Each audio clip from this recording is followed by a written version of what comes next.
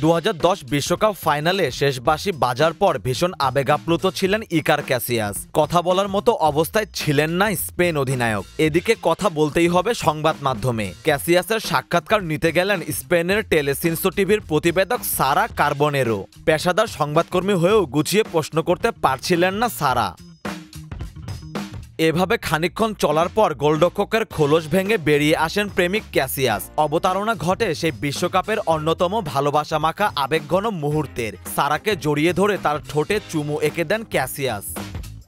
2024 সালেও সেই একই দৃশ্য। বিশ্বকাপ হাতে সানজানার সামনে বুমরা, সামনে ব্রডকাস্টারের ক্যামেরা। বুমরা বিশ্বজয়ের স্বপ্ন পূরণের কথা বলছেন, সামনে হাসছেন সানজানা। শেষটায় আর সামলাতে পারলেন না বুমরা, প্রাণপ্রিয় স্ত্রীকে আলিঙ্গন করলেন। ক্রিকেট মাঠে এমন অফ ট্র্যাক হৃদয় কাঁপানো দৃশ্য রোজ রোজ দেখা যায় না। দুজন দুটি ভিন্ন ঘরানার মানুষ, দুটি আলাদা খেলায় তারা বিশ্বসেরা। তবে মিল হলো দুজনই দেশের হয়ে জিতেছেন বিশ্বকাপের শিরোপা। বুক চিতিয়ে লড়াই করে দুজনই অবদান রেখেছেন দলের বিশ্বজয়ের মিশনে।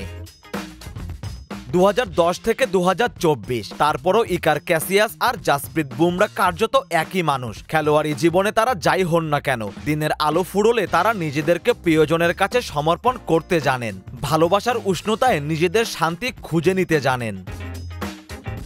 মানুষ যত উপরেই উঠুক না কেন, সেরা আশ্রয়স্থল একজনই, যাকে সব বলা যায়, যার কাছে নিজেকে সমর্পণ করা যায়। প্রচন্ড কষ্টের সময় যাকে পাশে চাই, যাকে ছাড়া ভীষণ আনন্দের মুহূর্ত ফিকে লাগতে বাধ্য।